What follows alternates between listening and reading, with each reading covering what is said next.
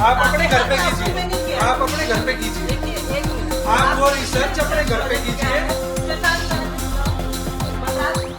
आप जिसको बुलाना चाहो आप बुलाओ। अब मैडम के आज रूम में जो रिसर्च उन्होंने करी है वो रिसर्च यहाँ भी लागू होनी चाहिए। यहाँ क्यों लागू होगी? यहाँ होगी लागू, पूरी तरीके से लागू होगी। बुला लो जिसको बुलाना है। पानी डाल के इसका पूरा। नमस्कार दोस्तों, स्वागत है आपका द पब्लिक एक्सप्रेस के डिजिटल प्लेटफॉर्म पर। मैं हूं जितेंद्र यादव। न्यूटन का तीसरा नियम तो आप सबने पढ़ा होगा। हर क्रिया के बराबर और विपरीत प्रतिक्रिया होती है, लेकिन भारत में इस नियम को थोड़ा अपडेट किया गया है। हर गोबर की क्रिया पर एक गोबर की प्रतिक्रिया होती है।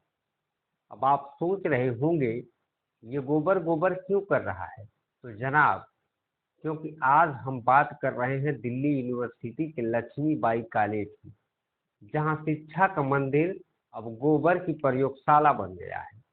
कॉलेज की प्रिंसिपल ने खुद क्लासरूम में जाकर गोबर का लेप करवाया। मतलब शिक्षा का नया इको फ्रेंडली मॉडल लॉन्च। तो आइए जानते हैं कि कैसे इस गोबर विज्ञान ने शिक्षा व्यवस्था को नई ऊंचाइयों तक पहुंचा दिया। अब आप सोच रहे होंगे कि आखिर यह क्रांतिकारी कदम क्यों उठाया गया। दरअसल नई शिक्षा नीति के तहत वैज्ञानिक प्रयोगों को बढ़ावा दिया जा रहा है। जहां दुनिया में एआई और क्वांटम कंप्यूटिंग की चर्चा है, वहीं हमारे कॉलेजों में अब गोबर इंटेलिजेंट की बात हो रही है। क्या पता आने वाले समय में एमआईटी और हार्वर्ड भी इस काउडक्ट टेक्नोलॉजी को अपने कोर्स में शामिल कर लें। अब बोर्ड पर मैथ का फार्मूला नहीं लिखा जाएगा, बल्कि लिखा जाएगा H2O plus cow equal to धर्म प्लस वोट बैंक। अगर न्यूटन भारत में पैदा होते तो गोबर के ढेर पर सेब गिरता और वो ग्रेविटी नहीं बल्कि ग्रेविटी की खोज कर लेते।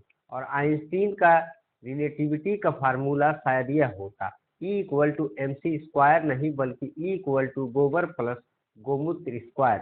वाह, क्या वैज्ञानिक सोच है। ये कोई गुपचुप हरकत नहीं भाई साहब। गोबर पार्टी खुद मीडिया पर फोटो डलवा रही थी, मतलब खुद ही से स्कूप बनवा डाला।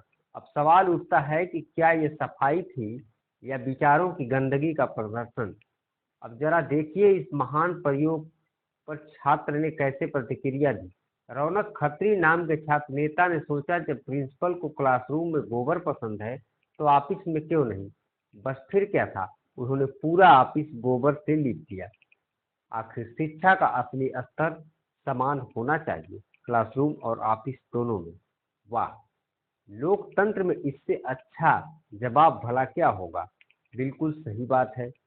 अगर शुद्धि करनी है तो पहले उस सोच की करो जो आज देश के एजुकेशन सिस्टम में गोबर इंजेक्ट कर रही है।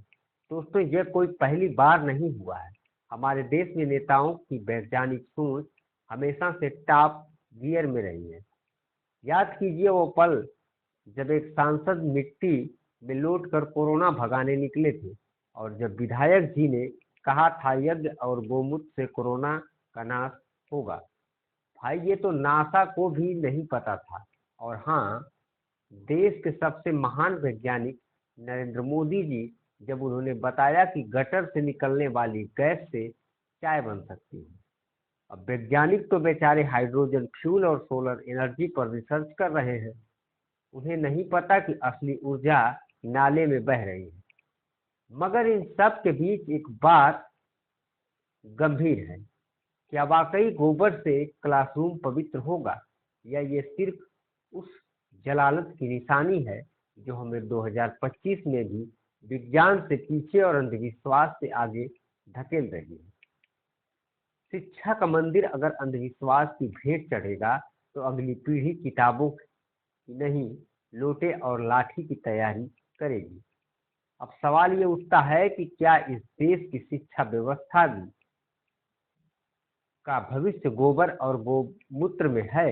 क्या एमआईटी और ऑक्सफोर्ड के प्रोफेसर अपने लैब में गोबर स्टडी शुरू करेंगे? क्या नासा अगले मिशन पर गोबर भेजेगा ताकि मंगल पर भी हवन हो सके? सोचिए मत दोस्तों, क्योंकि अगर आप ज़्यादा सोचेंगे तो सरकार कहेगी अरे ये तुम्हारी उम्र का असर है, जलवायु परिवर्तन नहीं। क्या आपको लगता है कि क्लासरूम में गोबर नहीं विचारों की रोशनी होनी चाहिए? तो इस वीडियो को शेयर करिए और कमेंट करके बताइए।